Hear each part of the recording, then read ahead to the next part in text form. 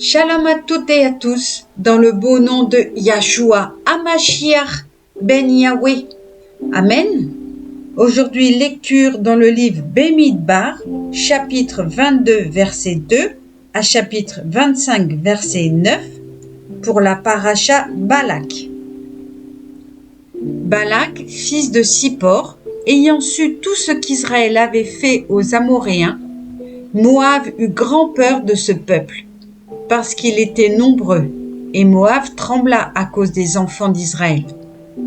Et Moab dit aux anciens de Madian, « Bientôt cette multitude aura fourragé tous nos alentours, comme le bœuf fourrage l'herbe des champs. » Or, Balak, fils de Sippor, régnait sur Moab à cette époque. Il envoya des messagers à Balaam, fils de Béor, à Pétor, qui est sur le fleuve, dans le pays de ses concitoyens, pour le mander en ces termes. Un peuple est sorti d'Égypte. Déjà il couvre la face du pays, et il est campé vis-à-vis de moi. Viens donc, je te prie, et maudis-moi ce peuple, car il est plus puissant que moi. Peut-être parviendrai-je à le vaincre et le repousserai-je du pays. Car je le sais, celui que tu bénis est béni, et celui que tu maudis est maudit. Les anciens de Moab et ceux de Madian partirent, munis des honoraires de la divination, et arrivés chez Balaam, lui transmirent les paroles de Balak. Il leur répondit, « Restez ici cette nuit, et je vous rendrai réponse selon ce que Yahweh m'aura dit. » Et les princes moabites restèrent chez Balaam. Elohim aborda Balaam en disant, « Qui sont ces hommes chez toi ?» Balaam répondit à Elohim, « C'est Balak, fils de Sippor, roi de Moab, qui m'envoie dire, « Déjà ce peuple sorti de l'Égypte a couvert la face du pays. Viens donc, maudis-le-moi, peut-être pourrai-je l'attaquer et l'expulserai-je. » Elohim dit à Balaam, « Tu n'iras point avec eux, tu ne maudiras point ce peuple, car il est béni. » Balaam, s'étant levé le matin, dit aux officiers de Balak, « Retournez dans votre pays, car Yahweh n'a pas voulu me permettre de partir avec vous. » Les princes de Moab se retirèrent, revinrent auprès de Balak et lui dirent, « Balaam a refusé de nous accompagner. » Balak revint à la charge en envoyant des princes plus nombreux et plus considérés que ceux-là. Arrivés chez Balaam, ils lui dirent, « Ainsi parle Balak, fils de Sippor. Ne te défends pas de grâce de venir auprès de moi, car je veux te combler d'honneur, et tout ce que tu me diras, je le ferai. Mais viens de grâce, maudis-moi ce peuple. » Balaam répondit en ces termes aux serviteurs de Balak. « Quand Balak me donnerait de l'argent et de l'or plein son palais, je ne pourrai contrevenir à l'ordre de Yahweh, mon Elohim, en aucune façon.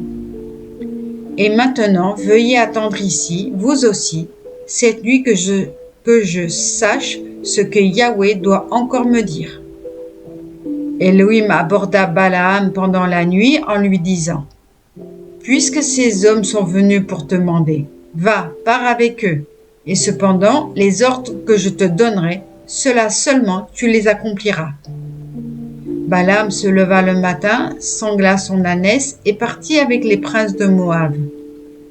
Mais Elohim étant irrité de ce qu'il partait, un messager de Yahweh se mit sur son chemin pour lui faire obstacle. Or il était monté sur son ânesse, et ses deux jeunes esclaves l'accompagnaient. L'ânesse, voyant l'ange de Yahweh debout sur son passage et l'épée nue à la main, s'écarta de la route et alla à travers champs. Balaam frappa l'ânesse pour la ramener sur la route.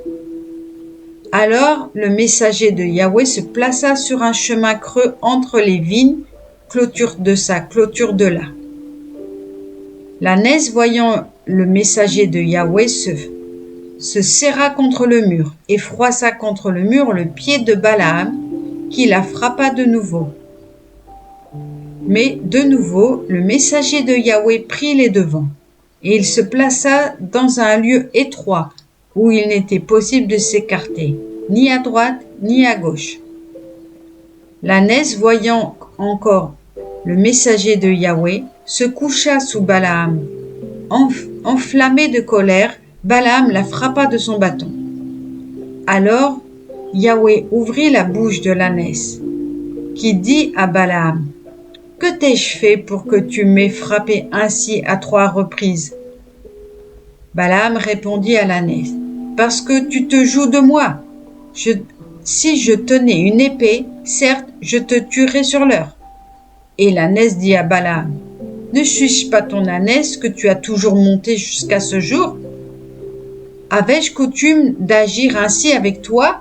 Et il répondit: « Non. » Soudain, Yahweh dessilla les yeux de Balaam, et il vit le messager de Yahweh debout sur la route, l'épée nue à la main.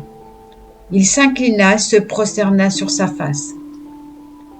Le messager de Yahweh lui dit: « Pourquoi as-tu frappé ton ânesse par 3 fois? C'est moi qui suis venu me poster en obstacle, parce que ce voyage a lieu contre mon gré. Cette ânesse m'a vu, et elle s'est écartée à mon aspect 3 fois. Si elle ne s'était écartée devant moi, assurément je t'aurais fait mourir, tandis que je l'aurais laissé vivre. » Balaam répondit au messager de Yahweh: « J'ai péché parce que je ne savais pas que tu fus posté devant moi sur le chemin. Et maintenant, si cela te déplaît, je m'en retournerai. » Mais le messager de Yahweh dit à Balaam: « Va avec ces hommes, et cependant la parole que je te dicterai, celle-là seule tu la diras. » Et Balaam poursuivit sa route avec les officiers de Balak. Balak, ayant appris que Balaam venait, alla le recevoir à Ir-Moab, qui est sur la limite de l'Arnon, au point extrême de la frontière. Et Balak dit à Balaam: « Ne t'avais-je pas appelé par un premier messager? Pourquoi n'es-tu pas venu près de moi? Est-ce qu'en vérité je n'ai pas le pouvoir de te faire honneur? » Balaam répondit à Balak: « Tu le vois, je suis venu vers toi, mais est-il en ma puissance de dire quoi que ce soit? La parole que Yahweh mettra dans ma bouche, c'est celle-là que je dois dire. » Balaam fit route avec Balak, et ils arrivèrent à Kiriath-Husoth. Balaam immola bœufs et brebis, dont il envoya des parts à Balaam et aux officiers qui l'accompagnaient. Et le matin venu, Balak alla prendre Balaam et le conduisit sur les hauteurs de Béaël, d'où il vit jusqu'aux dernières lignes du peuple. Amen.